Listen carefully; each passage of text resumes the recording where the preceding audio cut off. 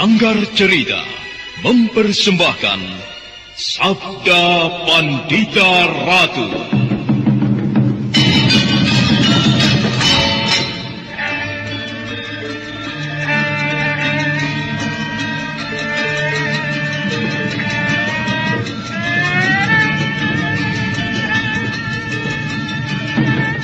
Sabda Pandita Ratu, sebuah kisah penuh dilema, tragedi cinta anak manusia, perebutan tahta, mabuk harta dan duniawi, serta silaunya kehormatan, di mana keangkara murkaan merajalela karena dendam yang membara.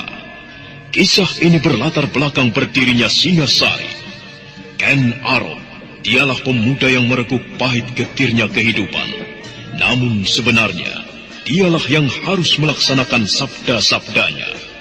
Perjalanan sengsaranya adalah awal untuk meraih keberhasilan, untuk menuju kejayaannya di saat Singasari berdiri. Sabda Pandita Ratu, naskah ditulis oleh Pondra Swasti Langit, diolah oleh Agus Nur Ismail, didukung oleh artis-artis terkemuka, Ferry Fadli, Eli Ermawati, M. Abu, Ivana Rose, dan lain-lain. Teknik dan montase, Ibing Arifin, dengan sutradara Dian Pertiwi. Sabda Pandita Ratu kali ini mengetengahkan episode kelima dengan judul Rahasia Bunga Desa.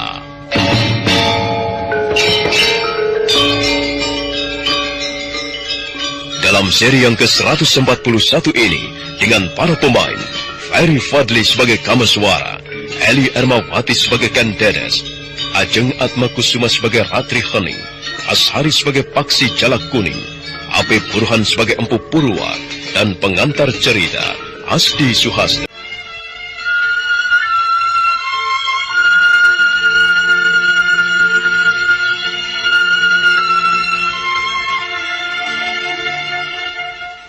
Ratri Hening tersentak kaget begitu melihat laki-laki yang berdiri di hadapannya. Mendadak ingatannya yang semula sirna kembali muncul seperti sedia kala. Namun begitu dia belum berani menduga, benarkah laki-laki itu Kameswara? Sementara Kameswara sendiri tertegun sesaat lamanya melihat wanita yang berada di hadapannya itu. Benarkah kau ini Rahastri Kandi?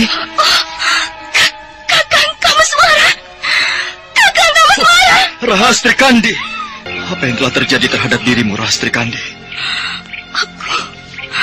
Aku tidak tahu, Kakang.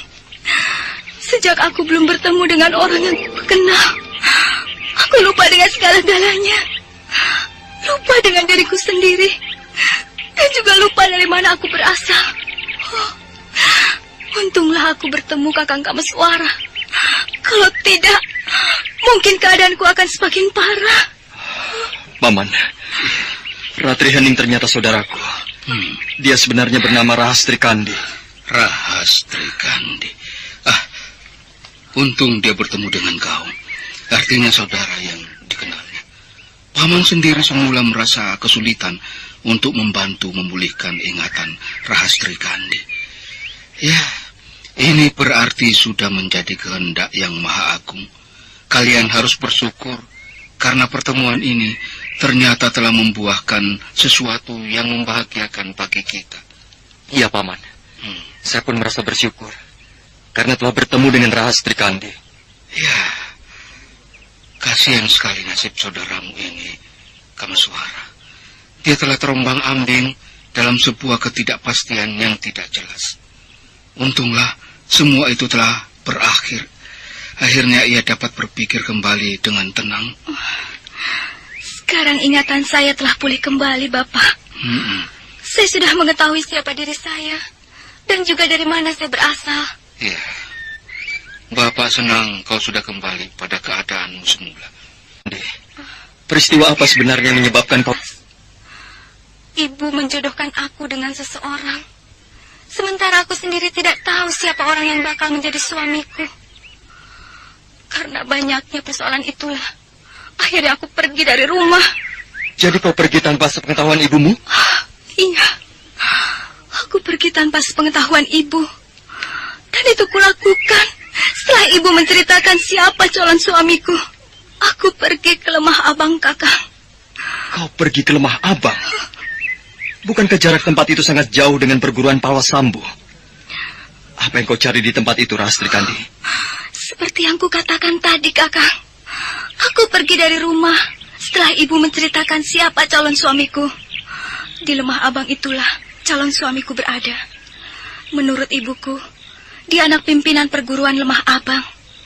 Dia bernama Panji Garit. Itulah sebabnya kenapa aku pergi ke tempat itu, Kakang. Karena aku hanya ingin mencari kepastian siapa Panji Garit itu. Kau terlalu sembrono, Rahastri Kandi. Iya, mungkin aku terlalu sembrono. Tetapi apa yang kulakukan untuk masa depanku? Aku tidak mau kecewa hanya karena tidak cocok hidup dengan seorang suami yang tidak kucintai. Baiklah, Kakang. Aku akan menceritakan bagaimana perjalananku ke Lemah Abang. Ratri Hening atau Rahastri Kandi diam sebentar. Dia coba menggali ingatannya tentang perjalanannya ketika ke Lemah Abang. Dengan terbata-bata dia mulai menceritakannya. Sementara Kameswara, Ken Dedes dan Empu Purwa mendengar penuturan Rahastri Kandi penuh seksama. Untuk sampai ke Lemah Abang, aku harus menempuh perjalanan paling lambat 3 hari. Ya, cukup jauh juga tempat itu. Tapi untunglah, sejak perjalananku meninggalkan rumah, aku bisa mengatasi rintangan yang menghalangiku. Kasihan sekali ibu. Aku pergi tanpa sepengetahuannya. Entah bagaimana sekarang keadaan beliau. Hiya, hiya, hiya, hiya. Untung aku menyamar sebagai laki-laki, sehingga kesulitan yang menghadangku tidak terlalu mencemaskan. Kalau tidak, mungkin aku sudah menjadi incaran para penjahat yang kebetulan berpapasan denganku. Sejak peristiwa Kambang Ayun, sampai sekarang Kakang Kameswara tidak kembali. Entah di mana sekarang dia berada. Apakah Kakang Kameswara tidak pernah merasa rindu padaku? Aku sekarang benar-benar terombang-ambing dalam ketidakjelasan. Pikiranku kalut. Iya, sampai akhirnya aku nekat melakukan perjalanan seperti ini. Hiya, hiya, hiya, hiya. Hiya, hiya, hiya, hiya. Aku mendengar langkah kuda dari arah lain. Sepertinya dia menuju kemari. Daerah ini cukup sepi. Apakah dia orang jahat?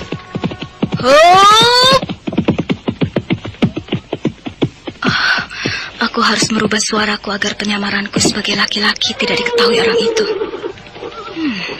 Dia sendirian. Kelihatannya seperti orang baik-baik. Tapi belum tentu.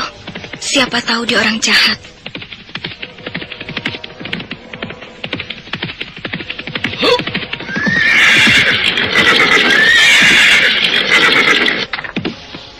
Selamat siang, Kisanak. Selamat siang. Ada apa, Kisanak? Sepertinya ada sesuatu yang ingin kau tanyakan. Tidak. Aku hanya sedikit terkejut saja melihat kau ada di tempat ini. Daerah ini termasuk daerah yang rawan. Tempat ini seringkali terjadi perampokan dan pembunuhan. Tetapi kenapa kau seolah-olah tidak merasa khawatir? Aku sudah terbiasa menghadapi hal-hal seperti itu, Kisanak. Terima kasih atas pemberitahuanmu tentang daerah ini. Oh iya. Kalau aku boleh tahu, kau sebenarnya ingin menuju ke arah mana? Aku akan ke arah barat. Kau sendiri sedang menuju ke arah mana? Begitu juga aku. Aku akan ke arah barat. Rupanya kita mempunyai tujuan yang sama. Maaf, Kisanak. Mungkin kehadiranku ini cukup mengejutkanmu. Tidak apa-apa. Justru aku bersyukur mempunyai teman dalam perjalanan. Kalau kau ingin jalan sekarang, ayolah. Aku tidak mempunyai banyak waktu. Maaf, Kisanak. Apakah perjalananmu cukup penting sehingga kau terburu-buru untuk melanjutkan perjalanan ini? Sebenarnya tidak. Aku hanya ingin cepat sampai saja, agar perjalananku tidak terlalu letih dan membuang-buang waktu. Oh, iya. Sudahlah kalau begitu. Ayo.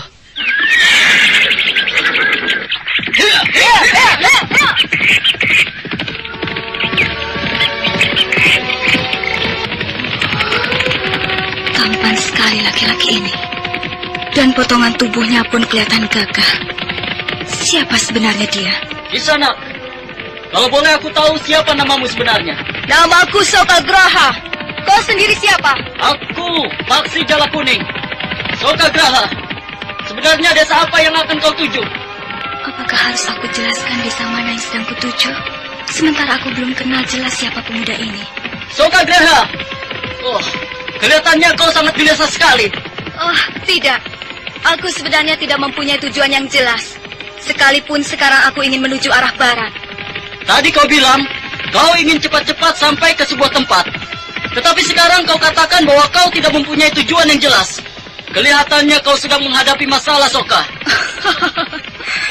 Mungkin Kakang melihatku seperti orang yang bingung. Tapi memang beginilah keadaanku, Kakang. Aku memang sedang menghadapi sebuah masalah. Tapi untuk apa aku ceritakan masalah yang sedang kuhadapi ini? Kakang sendiri akan menuju desa apa? Aku sebenarnya sedang dalam perjalanan pulang. Oh, iya. Lalu dari mana sebenarnya Kakang? Aku baru saja tiba dari daerah timur. Dari daerah timur? Oh, daerah timur sebelah mana, Kakang? Daerah timur, lereng Gunung Raung. Apakah kau mengenal daerah itu? Iya. Aku cukup mengenal daerah lereng Gunung Raung. Belum lama aku baru saja mengitari kawasan bumi Blambangan dan juga bumi Macan Putih. Lalu daerah lereng sebelah mana Kakang singgah? Aku singgah di sebuah perguruan. Perguruan itu bernama Palwa Sambu. Menurut ibuku, di sanalah calon istriku tinggal. Hup!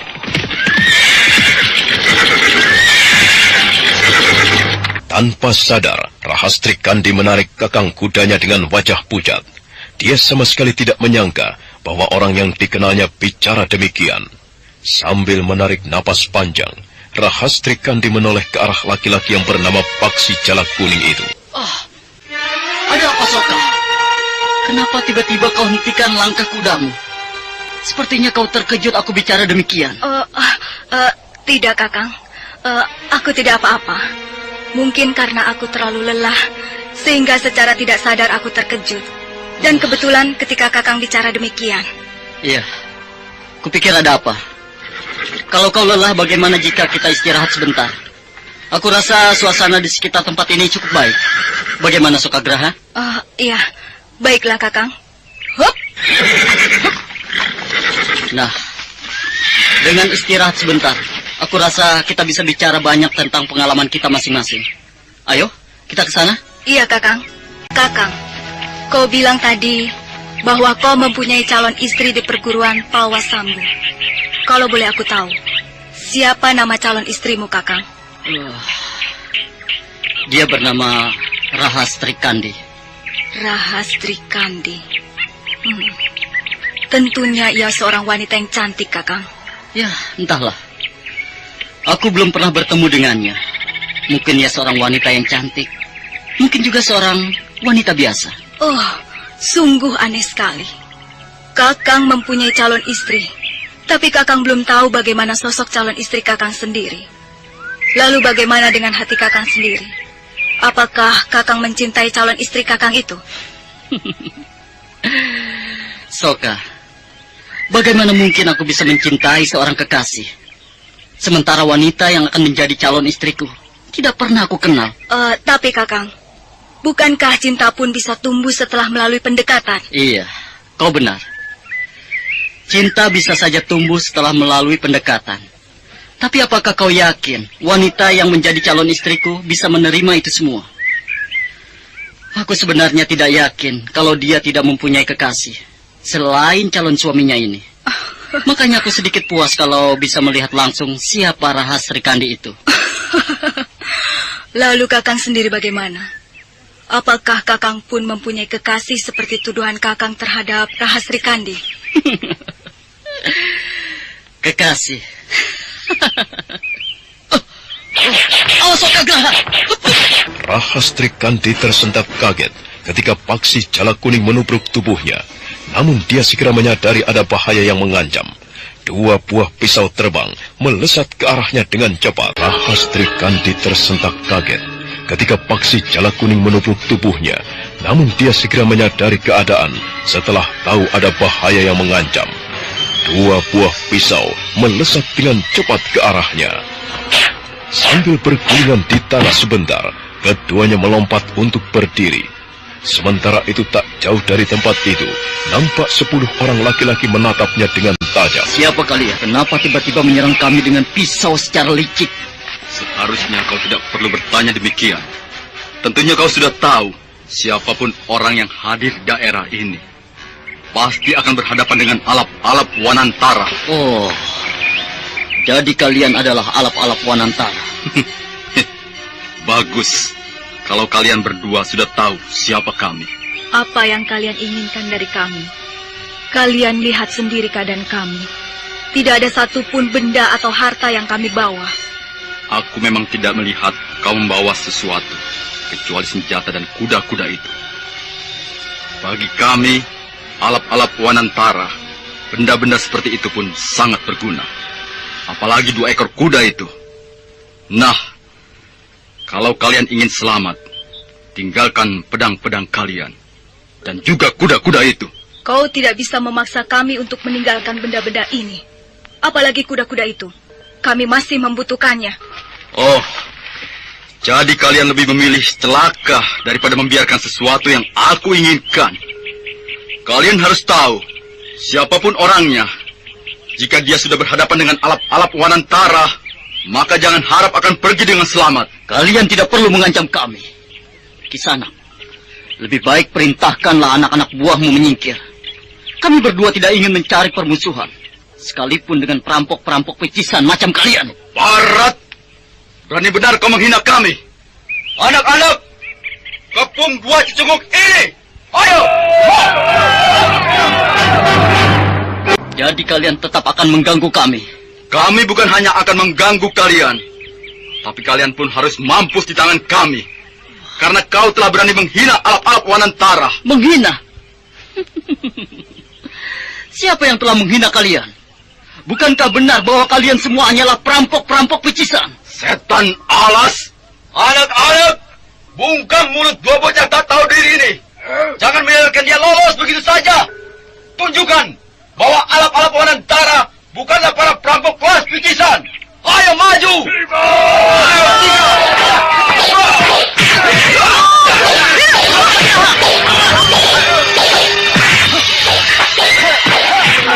Para perampok yang mempunyai julukan alap-alap Wanantara ini menyerang dengan gencarnya, sementara Rahastri Kandi dan Jalak Kuning menyambut serangan itu dengan hati-hati. Dan memang benar, rupanya para perampok itu adalah orang-orang yang sudah terlatih. Namun demikian bukanlah hal sulit bagi Rahastri Kandi dan Jalak Kuning untuk menyingkirkan mereka.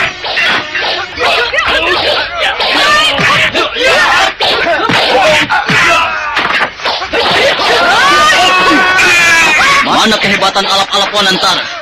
Apakah cuma sampai sebatas itu kemampuannya? Tinggal diam. Aku harus segera turun tangan. Kalau tidak, maka anak buahku akan habis dibabat oleh 2 orang ini. Oh, rupanya mereka tidak bisa dianggap remeh.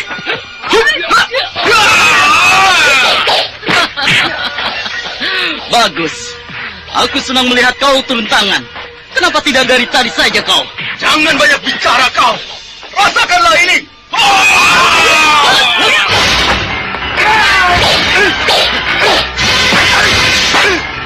Rahastri Kandi rupanya tak ingin memberi kesempatan pada para perampok itu.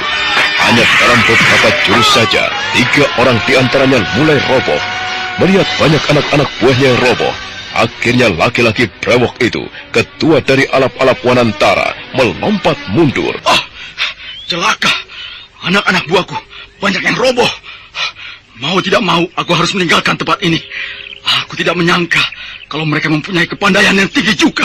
Apa yang kau pikirkan, Kisanak? Bukankah kau masih bernafsu ingin merampas apa yang kami miliki? Ayo, majulah. Kau tidak perlu berpikir pengecut tentang anak-anak buahmu yang sudah roboh. Aku yakin kau mempunyai ilmu kanuragan yang tinggi. Barat! Dia sengaja memancing kemarahanku. Tidak, aku tidak boleh melayaninya. Lebih baik aku segera menyingkir dari tempat ini. Anak-anak, tinggalkan tempat ini. Cepat! Dasar manusia-manusia pengecut. Sudahlah Adi Sokagraha. Bagaimana kalau kita lanjutkan saja perjalanan kita? Ayolah, kita memang tidak perlu lama-lama berada di sini. Kakang, rupanya di daerah ini masih banyak para perampok yang berkeliaran. Iya, daerah ini memang termasuk daerah yang rawan, Adi. Namun begitu, mereka tidak lebih dari para perampok yang tidak mempunyai kepandaian. Itu terbukti dari apa yang kita alami tadi.